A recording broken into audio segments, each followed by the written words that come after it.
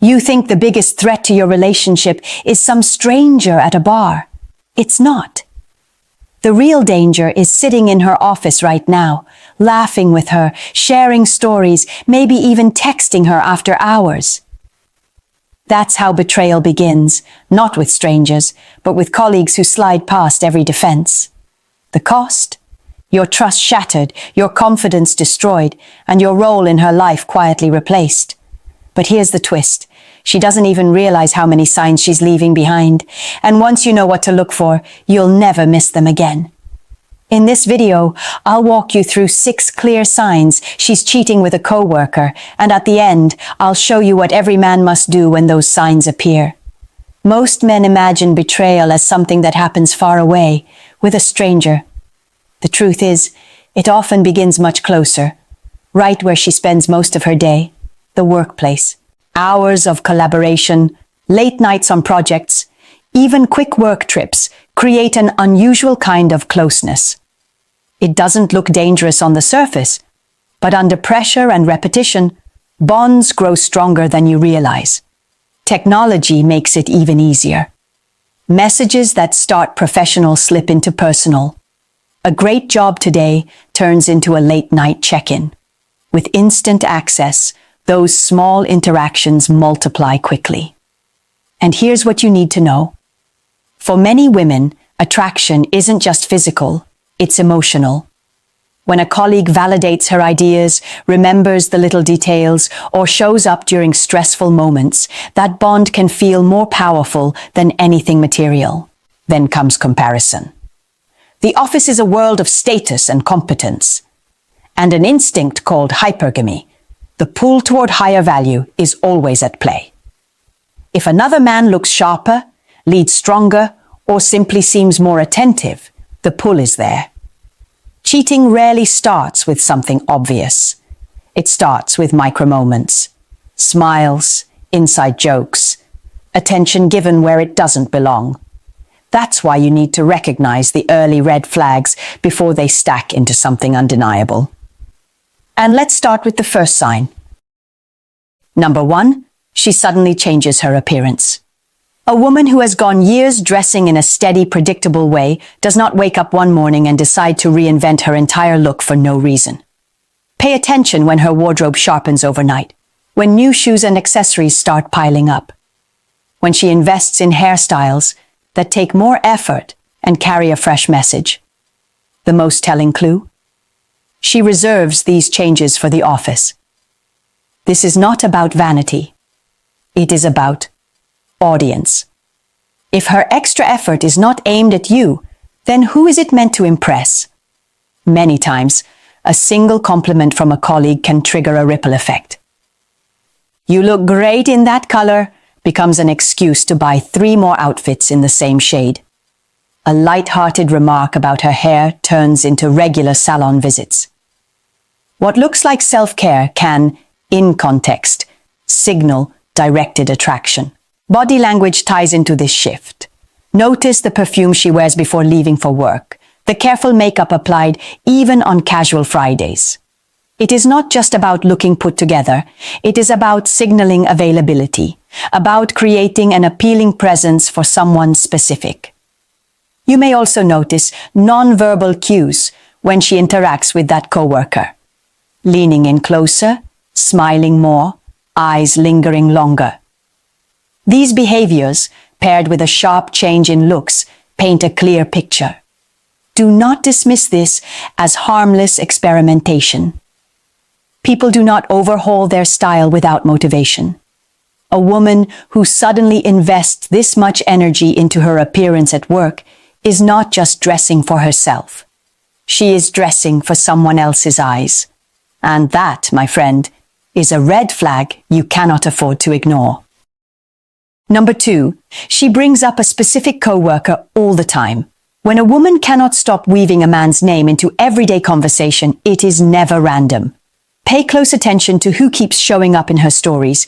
She talks about him after meetings, highlights his achievements, and shares little anecdotes that sound innocent but carry an undertone of admiration. The problem is not that she has colleagues, it is that this one colleague has become a permanent guest in your living room, even when he is not there. Listen for the excitement in her voice.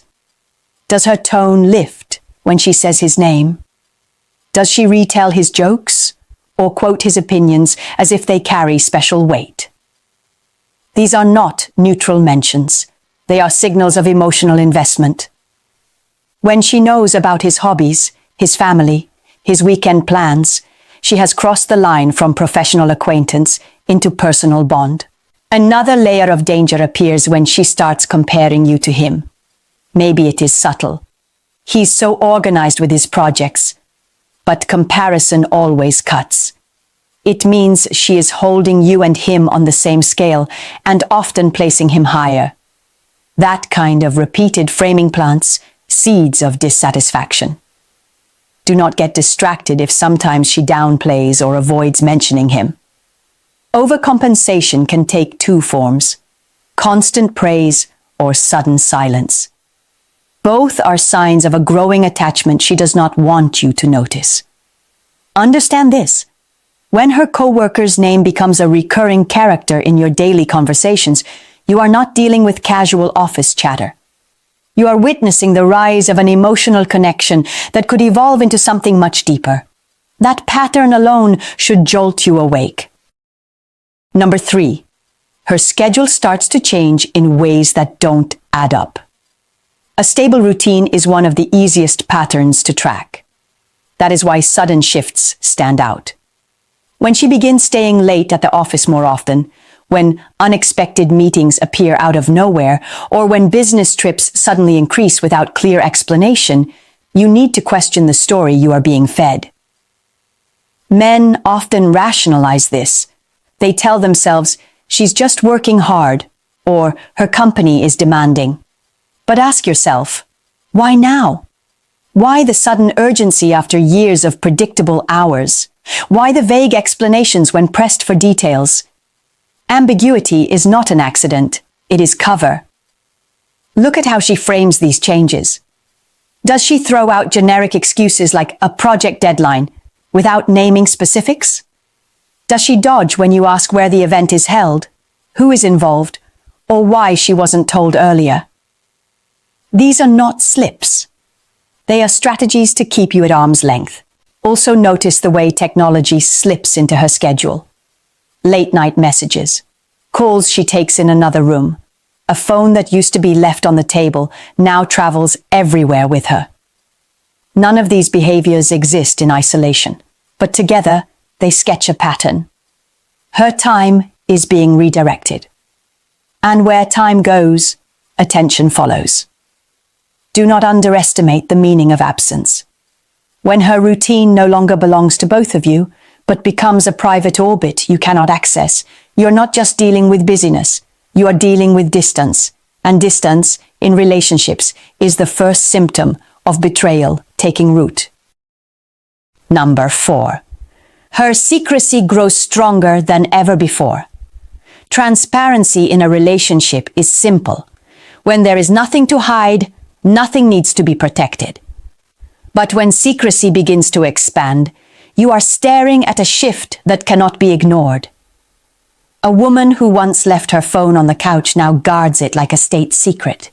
She tilts the screen away, installs privacy filters, and suddenly remembers to change passwords that had been untouched for years. Notice how quickly this secrecy escalates. A text alert comes in, and she steps into another room. She answers calls with her back turned, voice lowered. Social media interactions that once stayed public now vanish into deleted threads. The behavior is not about digital hygiene, it is about creating shadows where you cannot look. Defensiveness is another tell. Ask a simple question. Who was that? And the reaction is outsized. Irritation, accusations of jealousy, or a quick attempt to flip the script back on you. When her response is hotter than your inquiry, it is not because you crossed a line. It is because she is protecting something. Understand the psychology here. Secrets require energy to maintain. The more elaborate the secrecy, the higher the investment in keeping it alive. When she spends that much effort shielding parts of her life from you, she is not doing it casually. She is doing it because there is something or someone worth protecting. Secrecy is not neutral. It does not appear without cause. When the level of privacy in her daily routine starts to grow beyond reason, you are no longer just a partner in a relationship. You are an outsider looking in. And that shift is one of the clearest warning signs of betrayal unfolding right under your roof. Number 5. You stop getting invited to her work events. Work gatherings used to be open ground. Maybe she once asked you to come along to the holiday party, the happy hour, the team dinner. You were introduced, included, acknowledged as part of her life. But when the invitations dry up, when she suddenly claims it's just colleagues, nothing big, you are witnessing a calculated shift. Why does this matter? Because visibility is accountability. When you are present, other people know who you are and what role you play. When you are absent, there is space to rewrite that role. Excluding you from work socials removes the witness stand. It gives her freedom to interact with someone else without the weight of your presence. Pay attention to the subtle justifications. It's boring. It's really just for the team. These excuses are meant to normalize your exclusion. But if you were once welcome and now you are not, the change is not casual. It is intentional. She is drawing a line around her work life, and you are outside of it. There is also the emotional layer. Being cut out of that circle doesn't just reduce your access. It signals a deeper problem. She is curating two separate identities. In one, you exist as her partner. In the other, she is free to operate as though unattached. That division is fertile ground for betrayal, because secrecy thrives where connection has been split. Understand this clearly. When your presence at her workplace events becomes inconvenient for her, it is not about saving you from boredom. It is about saving herself from exposure. That choice alone should make you stop and reevaluate what story she is trying to protect and why she doesn't want you there to see it for yourself. Number 6. The physical evidence doesn't lie. At some point, suspicions move from feelings to facts. When objects, receipts, or gifts appear in your life without explanation, you are no longer dealing with imagination. You are dealing with evidence. A dinner receipt from a restaurant you never went to. A hotel charge that makes no sense. Jewelry or perfume that wasn't purchased by you and hasn't been accounted for by her. These are not harmless details. They are fragments of a hidden life. Understand the weight of physical clues. Unlike vague stories or shifting schedules, an item you can hold in your hand cannot be argued away so easily. That is why many women work hard to erase these traces, throwing out receipts, hiding gifts, or disguising them as work perks. When you do find something, it usually means there is more beneath the surface. Notice also the smaller signs, an unfamiliar jacket in her car, an extra phone charger that isn't hers, event tickets to places she never mentioned attending. Each one on its own could have an excuse, but patterns matter. When the pile grows, the story shrinks. And excuses cannot carry the weight of repeated evidence. Do not let her dismiss your awareness with words like, "You're overthinking," or "That's nothing." Physical evidence is never nothing. It is the concrete residue of choices made out of your sight. And when you start seeing those residues, it means a boundary has already been crossed. The painful truth is this: you don't need to catch someone in the act to know betrayal has begun. The trail they leave behind tells its own story. And if you are willing to look at it honestly, that story will tell you more than her words ever will. What to do when the signs are in front of you. By now, you've seen how the patterns build. The changes in her appearance, her conversations, her schedule, her secrecy, her social world, and the physical evidence. Seeing these signs is one thing, Knowing what to do next is what separates men who crumble from men who reclaim control. The first step is to document what you notice. Not to play detective for the thrill, but to ground yourself in facts. Dates, times, receipts, conversations. Emotions can cloud judgment, records cut through the fog. When you confront, you want clarity, not chaos. Second, you must initiate a calm conversation. This is where most men lose control. They explode, accuse, and give her the upper hand by looking unstable. Don't do that. Sit down, look her in the eye, and use I statements. I found this receipt, and it concerns me. This keeps the focus on the facts, not your rage. Third, ask for clarification. Give her the chance to explain. Not because you are naive, but because fairness forces the truth to the surface. Sometimes there are legitimate reasons. More often, there are not. Either way, you learn more by giving her space to speak than by shouting over her. Fourth, watch her reactions closely. Honest people explain with consistency. Dishonest people scramble, contradict, and lash out. Her reaction will tell you almost as much as her words. Look for defensiveness, evasion, or overcorrection. And be ready for the most common defense of all, gaslighting. Instead of answering your concern, she flips the spotlight back onto you. You're paranoid. You're just insecure. This is why I don't talk to you about work. These phrases are not explanations, they're weapons. The goal is to make you doubt your own judgment so she can escape accountability. Recognize it for what it is. If her response attacks your character instead of addressing the evidence, you're not hearing honesty. You're witnessing manipulation. The worst mistake a man can make is to fall for this tactic and start apologizing for simply asking questions. Don't. Hold steady, stay calm, and keep the focus on the facts in front of you. Finally, set boundaries and expectations. This is where your strength shows. You cannot control her choices, but you can control what you will and will not accept. Make transparency non-negotiable. Make respect mandatory. If she chooses to betray those terms, then she chooses the consequences. Understand this. Confronting betrayal is not about salvaging her approval. It is about protecting your dignity. You are not powerless. You are not at her mercy. You hold the right to demand truth, to enforce standards, and to walk away if those standards are broken.